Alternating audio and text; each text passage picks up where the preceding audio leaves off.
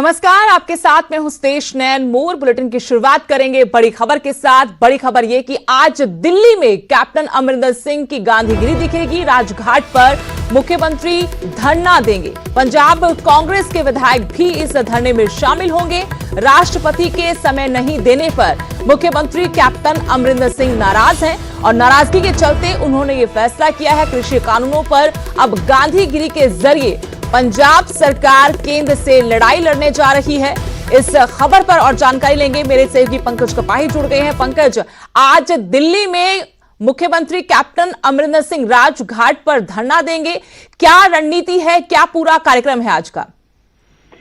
देखिए, आज 10 बजे के करीब दिल्ली के पंजाब भवन में मीटिंग होगी। मीटिंग में फैसला लिया जाएगा कि किस तरह से धरने की रूपरेखा रहेगी, क्योंकि राजघाट में क्या ये एक सांकेतिक धरना कुछ घंटों के लिए होगा या फिर लगातार विधायक जो हैं वो यहाँ पर बैठे रहेंगे। ये सुबह 10:30 बजे यानी कि अब से लगभग 3 घंटे बाद इस पर फैसला जो है वो लिया जाएगा। और इसके साथ साथ अन्य विपक्ष दल जो हैं वो भी कैप्टन अमरिंदर सिंह को समर्थन देने के लिए दिल्ली पहुंचे हैं। चाहे अकाली दल डेमोक्रेटिक की बात की जाए जिसमें परमिंदर सिंह ढींडसा विधायक हैं, या फिर लोक इंसाफ पार्टी बैंस ब्रदर की बात की जाए या सुखपाल खैरा की बात की जाए, ये भी कैप्टन अमरिंदर सिंह को समर्थन दे रहे हैं। हालांकि आम आदमी पार्टी और अकाली दल कैप्टन अमरिंदर सिंह के साथ धरने पर नहीं बैठेंगे। और कैप्टन अमरिंदर सिंह लगातार कह रहे हैं कि महामहिम राष्ट्रपति से मिलने का समय मांगा जा रहा था, लेकिन जब समय नहीं दिया गया तो मजबूरी में धरना जो है वो केंद्र सरकार के खिलाफ लगाया जा रहा है। क्योंकि इससे पहले पिछले 6 दिन से कांग्रेस के जो मेंबर पार्लियामेंट हैं वो रेल मंत्री से मिलने का समय मांग रहे थे। जब समय नहीं दिया गया तो अब पूरी कांग्रेस जो है वो राजघाट पर केंद्र सरकार के खिलाफ, पंजाब में धरने किसानों के चल रहे हैं, लेकिन अब धरने जो हैं वो दिल्ली में चलेंगे, केंद्र सरकार के खिलाफ चलेंगे। कब तक चलेंगे इसका फैसला 10:30 बजे के करीब लिया जाएगा। शुक्रिया पंकज जानकारी के लिए। तो 10:30 बजे के आसपास ये रणनीति बनाई जाएगी कि आगे क्या करना है, कितने लोग कैसे इस धरने में शामिल होंगे। लेकिन आपको बता दें कि मुख्यमंत्री कैप्टन अमरिंदर सिंह ये फैसला कर चुके हैं कि वो आज राजघाट पर धरना देंगे, यानी गांधीगिरी के जरिए अब केंद्र सरकार पर दबाव की राजनीति शुरू करेंगे। आपको बता दें कि लगातार पंजाब सरकार, कांग्रेस के सांसद राष्ट्रपति से वक्त मांग रहे थे, लेकिन जब राष्ट्रपति से वक्त नहीं मिला उसके बाद ये फैसला किया कि राजघाट पर धरना दिया जाएगा।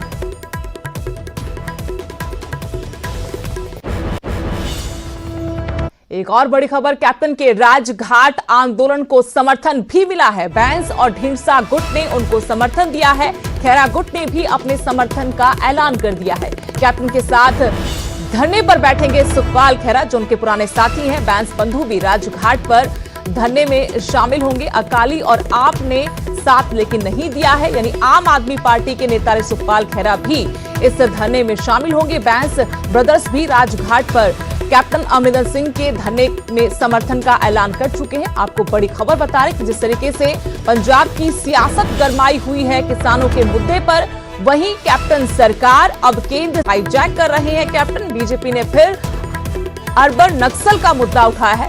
किसानों को भड़का रहे हैं सीएम तरुण चुग, जो बीजेपी नेता हैं, उन्होंने कहा कि किसानों को भड़का रहे हैं मुख्यमंत्री कैप्टन अमरिंदर सिंह। अमरिंदर सिंह दी सरकार अर्बन नक्सल के इशारिਆਂ ਤੇ पंजाब ਨੂੰ बर्बाद करने लगी। कैप्टन साहब पंजाब ਨੂੰ अनारकी ਵੱਲ ਤੋਰ ਰਹੇ। पंजाब के अंदर कांग्रेस के वर्कर डिसग्रेसफुल वर्क कर रहे हैं, वायलेंस ਨੂੰ प्रोवोक कर रहे हैं और किसान अंदोलन ਨੂੰ वायलेंस ਵੱਲ भेजा जा रहा है।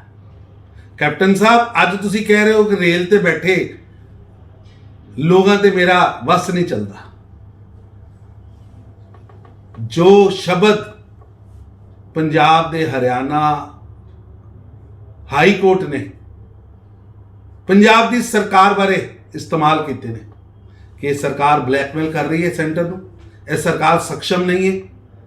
मेरी तुहाडे अगे बेनती, कैप्टन साहब असी पंजाब नूं अंदोलन वाल, पंजाब नूं आर्थिक नाकेबंदी वाल तुसी तोड़ रहे हो। पंजाब के अंदर रेल तुसी रुकवाइयां। पंजाब के अंदर किसानां दा पहला धरना 21 सितंबर कैप्टन अमरिंदर सिंह की लीडरशिप च पंजाब के सारे वो मंत्री जिन्हों ने देश और संविधान की सौं चुकी सी, वो धरनिया ते बैठे और इस अंदोलन को पखाया।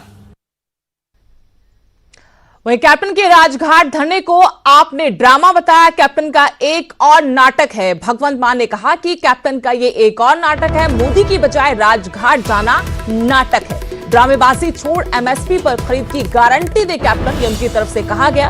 एमएसपी नहीं दे सकते तो गद्दी छोड़ दें। सीएम भगवंत मान लगातार आरोप लगा रहे हैं और अब सीधे निशाने पर मुख्यमंत्री कैप्टन अमरिंदर सिंह, क्योंकि कैप्टन के राजघाट के फैसले को उन्होंने ड्रामा करार दिया है। कहा कि कैप्टन का एक और नाटक है, मोदी की बजाय राजघाट जाना नाटक है। भगवंत मान ने कहा ड्रामेबाजी छोड़ एमएसपी पर खरीद की गारंटी दे कैप्टन, ये उन्होंने कहा। साथ ही कहा कि एमएसपी नहीं दे सकते तो मुख्यमंत्री गद्दी छोड़ दें।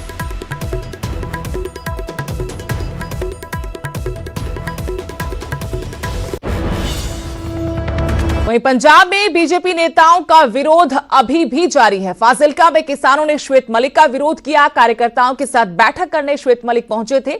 बठिंडा में मदन मोहन मित्तल का घेराव किया गया। कृषि कानूनों को लेकर सियासी संग्राम जारी है तो किसान भी अपनी मांगों पर डटे हुए हैं और लगातार बीजेपी नेताओं का विरोध कर रहे हैं। पुलिस ने पिछले गेट से बीजेपी नेताओं को किसी तरीके से बाहर निकाला। किसानों ने कहा कि कृषि कानूनों के खिलाफ उनका आंदोलन जारी रहेगा जब तक कि उनकी मांगे पूरी नहीं हो जाती। आपको बता दें कि इससे पहले भी बीजेपी नेताओं का विरोध होता रहा, यहां तक कि बीजेपी के प्रदेश अध्यक्ष की गाड़ी तक पर हमला हुआ। पंजाब में अभी भी बीजेपी नेताओं का विरोध किसान कर रहे हैं। फाजिल्का में किसानों ने श्वेत मलिक का विरोध किया, जो कार्यकर्ताओं के साथ बैठक करने पहुंचे थे। बठिंडा में मदन मोहन मित्तल का घेराव किया गया।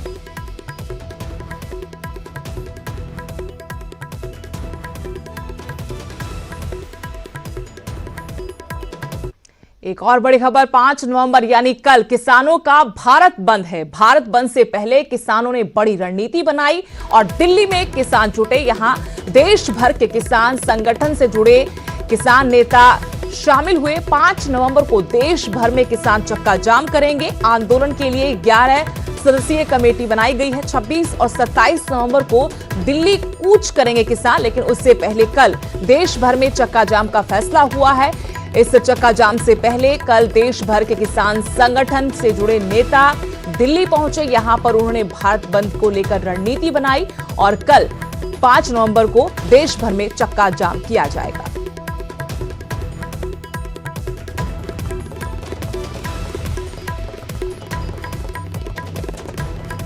पंजाब में मालगाड़ियों पर ब्रेक लगने से प्रदेश में ब्लैकआउट का संकट मंडरा रहा है। वो इसलिए कि तमाम थर्मल प्लांट्स में अब कोयला नहीं बचा है। ऐसे में अब 4 से 5 घंटे बिजली की कटौती हो सकती है।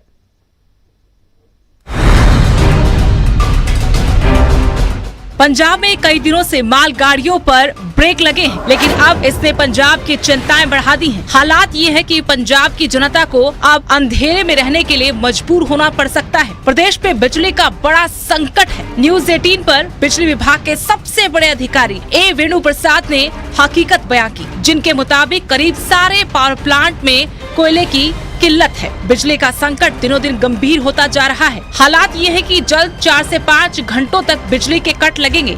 अगर हालात ऐसे ही रहे तो आने वाले दिनों में ये बिजली कटौती और ज्यादा बढ़ सकती है। कि आज दे दिन 2 घंटे 3 घंटे दा असी पावर कट लगा रहे हैं। सपोज साढ़े कोल कोयला खत्म हो जांदे, साढ़े कोल थर्मल हाइड्रो पावर दा कैपेसिटी मुताबिक एक्सपेक्टेड मुताबिक नहीं हो पा रहे, सोलर जनरेशन नहीं हो पा रहे, पावर एक्सचेंज में पावर नहीं मिलता सही रेट पे, फिर there is no other option. साढ़े कोल कोई ऑप्शन नहीं है। ये पावर कट है 2-3 घंटे की जगह 3-4 घंटे 4-5 घंटे इंक्रीज भी कर सकते हैं। जमीनी हकीकत ये है कि मालगाड़ियां रुकने की वजह से प्रदेश के थर्मल प्लांट में कोयले की कमी हो गई है, जिस वजह से गोइंदवाल साहिब पावर प्लांट पूरी तरह से बंद हो गया है। गल करिए तो इस वक्त असीं गोइंदवाल दे थर्मल प्लांट जीवीके विखे मौजूद हाँ, जिथे दस्सिया जा रहा है कि अज जिहड़ा 3 बजे तक का ही सिर्फ कुछ ही समय वाली जिहड़ा कोला इत्थे बचा है ते हुण जिहड़ा कोला है इत्थे बिल्कुल जिहड़ा दस्सिया जा रहा है कि खत्म हो गया है। ते अज तो जिहड़ा दस्सिया जा रहा है कि थर्मल प्लांट जिहड़ा है हुण बंद रहेगा ते पंजाब दे विच जिहड़ा भारी संकट जिहड़ा बिजली दा जिहड़ा है आ सकदा है। इस संकट की घड़ी में भी सियासत जोरों पर है। सुखबीर बादल ने केंद्र और पंजाब सरकार को ब्लैकआउट के लिए जिम्मेदार ठहराया है। मुख्यमंत्री कैप्टन अमरिंदर सिंह पर पंजाब के साथ धोखा करने का आरोप लगाया है। खैर, सियासतदान हमेशा ऐसे मुद्दों की तलाश में रहते हैं, पर बड़ा सवाल ये है कि इस संकट से बाहर कैसे निकला जा सके, कैसे पंजाब को ब्लैकआउट से बचाया जा सके। Bureau report, news 18। उधर पंजाब ब्लैकआउट पर सुखबीर बादल का बयान आया है। केंद्र और पंजाब सरकार को इसके लिए जिम्मेदार ठहराया है। कैप्टन ने पंजाब के साथ धोखा किया, ये उनकी तरफ से आरोप लगाया गया। उन्होंने कहा कि पंजाब पर ब्लैकआउट का खतरा मंडरा रहा है। सुखबीर बादल ने कहा कि केंद्र और पंजाब सरकार इसके लिए जिम्मेदार है। कैप्टन ने पंजाब के साथ धोखा किया।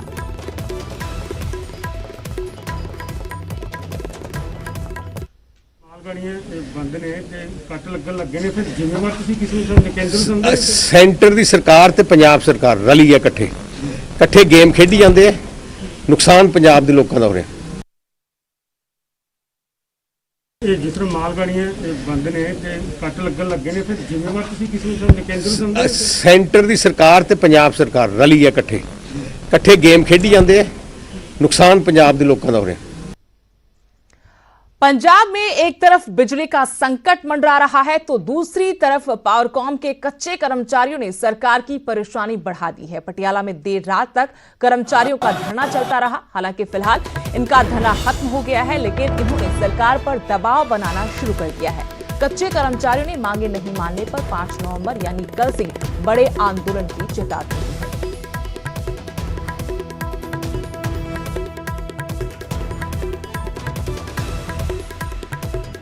वहीं बड़ौदा उपचुनाव के लिए शांतिपूर्ण तरीके से मतदान संपन्न हो गया। इसके साथ ही उम्मीदवारों की किस्मत ईवीएम में कैद हो गई। उपचुनाव में बीजेपी से योगेश्वर दत्त, कांग्रेस के इंदुराज नरवाल, इनेलो से जोगेंद्र मलिक समेत कुल 14 उम्मीदवार मैदान में थे।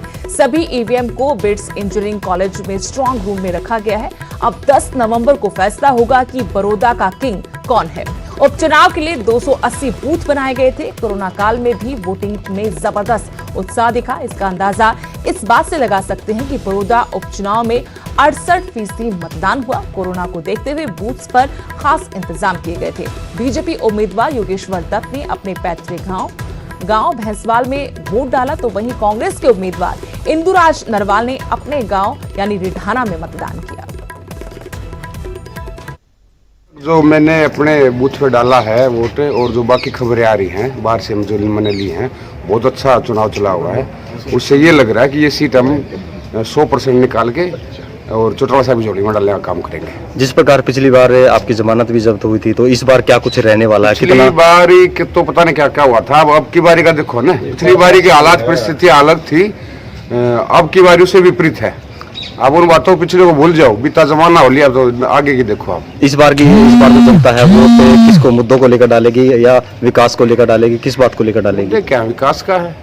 बड़ौदा हल्का में किसी ने आज तक कोई विकास नहीं किया। 16 साल पहले 17 साल पहले चौधरी ओम प्रकाश चौटाला जी ने यहाँ पर विकास करने का काम किया था। उसके बाद जेजेपी बीजेपी का गठबंधन है, उससे पहले बीजेपी थी, उससे पहले कांग्रेस थी। उस दौरान कोई भी यहाँ काम नहीं हुआ। सारे मुद्दे यहाँ पर तो चिकित्सक सेवाएं नहीं है, विकास का कोई काम नहीं हुआ है, ना कोई किसान के लिए सिंचाई के पानी की व्यवस्था, ना कोई पीने के पानी की व्यवस्था है, ना जल भराव है, जो उसका कोई ड्रेनेज सिस्टम है। बड़ी खबर गुरुग्राम से, जहां दिवाली को लेकर गुरुग्राम प्रशासन ने बड़ा फैसला लिया है। रात 8 से 10 बजे तक ही पटाखे चलाने की इजाजत दी जाएगी। केवल ग्रीन पटाखे बेचने वालों को ही लाइसेंस दिया जाएगा। दिल्ली एनसीआर में बढ़ते प्रदूषण के बाद ये फैसला लिया गया है। आदेश नहीं मानने वालों के खिलाफ कार्रवाई की जाएगी। इसके लिए बाकायदा टोल फ्री नंबर दिया गया है। 1800-180-2738 पर शिकायत की जा सकेगी। प्रशासन की तरफ से ये तय कर दिया गया है कि रात 8 बजे से 10 बजे तक ही पटाखे चला सकेंगे। केवल ग्रीन पटाखे बेचने वालों को लाइसेंस दिया जाएगा, क्योंकि इस वक्त में प्रदूषण काफी बढ़ जाता है। ऐसे में प्रशासन की तरफ से फैसला किया गया है। और जानकारी लेंगे गुरुग्राम से मेरे सहयोगी धर्मवीर शर्मा जुड़ गए हैं।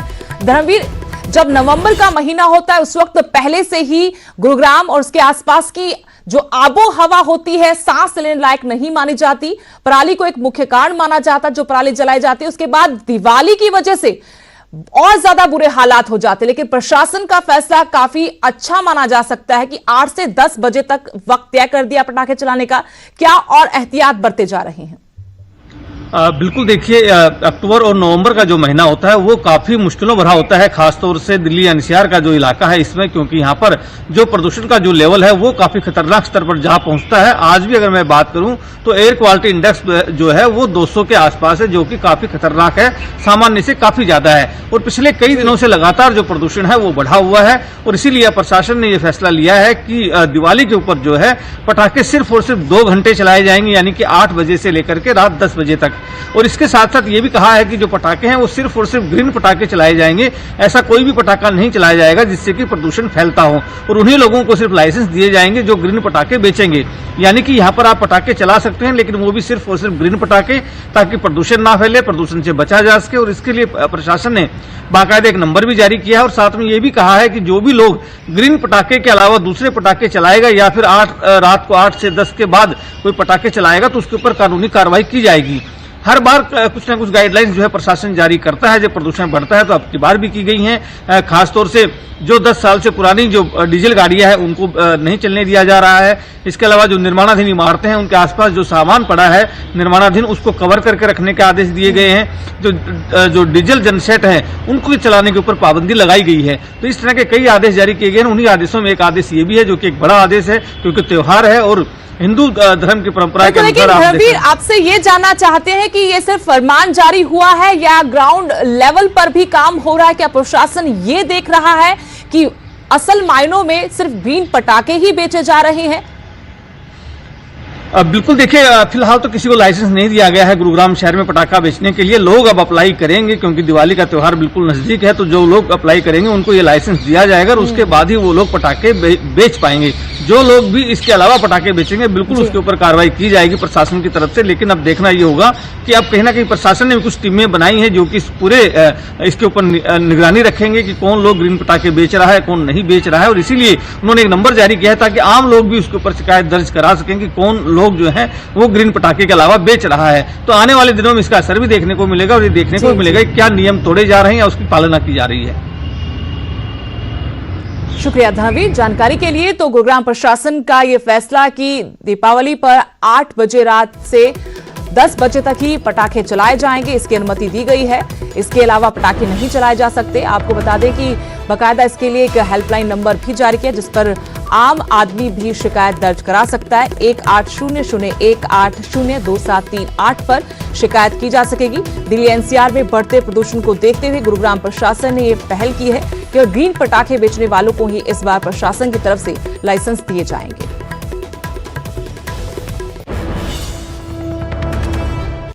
बड़ी खबर कुरुक्षेत्र से, जहां सरेआम गुंडागर्दी हुई है। सीसीटीवी में मारपीट की वारदात कैद हुई है।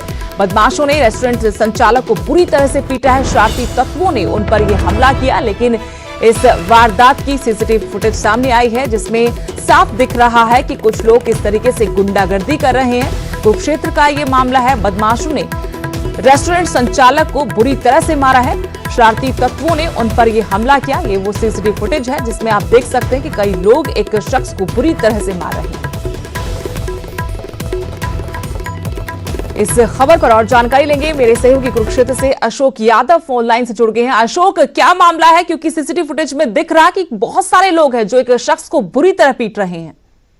जी, आपको सुदेश बताना चाहूंगा, ये मामला खाने को लेकर विवाद बढ़ा था और ये कुरुक्षेत्र का पौष इलाका है जहां पर हरदम चहल पहल रहती है। और पौष इलाके में रात का समय था। रात के समय इन लोगों ने जब खाना मांगा तो आपस में इनकी बहस हो गई। रेस्टोरेंट संचालक और जो बाकी लोग थे इनकी बहस हुई है। बहस काफी ज्यादा बढ़ गई। उसको देखते हुए आपस में उनकी काफी लड़ाई हुई और काफी हाथापाई हुई, गुंडागर्दी तक उतर आए। मगर पास में जो दुकान के साथ सीसीटीवी कैमरा लगा हुआ था और रेस्टोरेंट में भी जो कैमरा लगा था उसमें सारी हरकत कैद होगी। और रात को हुई पुलिस को बुलाया गया। पुलिस ने आनंद फानंद में मामला भी दर्ज किया है और फिलहाल पुलिस ने इन लोगों की जो सीसीटीवी में चेहरे कैद हुए हैं इनकी गिरफ्तारी का प्रयास कर दिया है। फिलहाल पुलिस ने मामला जरूर दर्ज कर लिया है और जो रेस्टोरेंट संचालक है उसको बुरी तरह से पीटा है। और रेस्टोरेंट में जो सामान रखा होता, टेबल रखी हुई थी, तमाम उसको पूरी तरह से तोड़फोड़ की है। कहीं ना कहीं जिस तरह से इन्होंने तोड़फोड़ की और गुंडागर्दी की, लोग भी भय में डरे हुए हैं कि जो पौष इलाका है, पौष इलाके में इस तरह का ये नहीं होना चाहिए था। धन्यवाद अशोक। जानकारी के लिए तो कुरुक्षेत्र का ये मामला है जहां सरेआम इस तरीके से वारदात को अंजाम दिया गया। रेस्टोरेंट मालिक खाने को लेकर विवाद हुआ था, फिर कुछ लोगों ने उसकी जमकर पिटाई की है। हालांकि पुलिस ने शिकायत के बाद अपनी कार्रवाई करते कुछ लोगों को गिरफ्तार किया है। सीसीटीवी फुटेज के आधार पर पुलिस ने ये कार्रवाई की है। एक संजीव कुमार ओम प्रकाश है, डीपी कॉलोनी का, इनकी तरफ से एक शिकायत प्राप्त हुई है। हरिओम नाम से एक होटल है अल्पाइन के पास। इनके आरोप हैं भी रात को 3 लड़के शराब के नशे में आए और खाना वगैरह मांगने पर इनकी हाथापाई बहस हुई है, बोलचाल हुई है। उसके बाद वो चले गए, बोलचाल के बाद चले गए। पुलिस मौके पे पहुंच गई थी। जो कंप्लेंट प्राप्त हुई है उसकी DDR कर दी गई है। मेडिकल रिपोर्ट अभी बाकी है, जैसी मेडिकल रिपोर्ट आएगी कार्रवाई की जाएगी। मोहाली पुलिस ने एक ऐसे ठग गिरोह का पर्दाफाश किया है जो लोगों को जाली सर्टिफिकेट बनाकर उनसे पैसे ऐंठते थे। मोहाली फेज 1 मार्केट में पहली मंजिल पर बनी एकेडमी में ये गोरख धंधा चल रहा था। छापेमारी के वक्त पुलिस को कई जाली कागजात, जाली स्टैंप और सैकड़ों आवेदन फॉर्म मिले हैं। ये गिरोह स्टूडेंट को झांसा देकर जाली सर्टिफिकेट बनाते थे और इस छापेमारी में SP, DSP, SHO समेत कई आला अधिकारी शामिल रहे।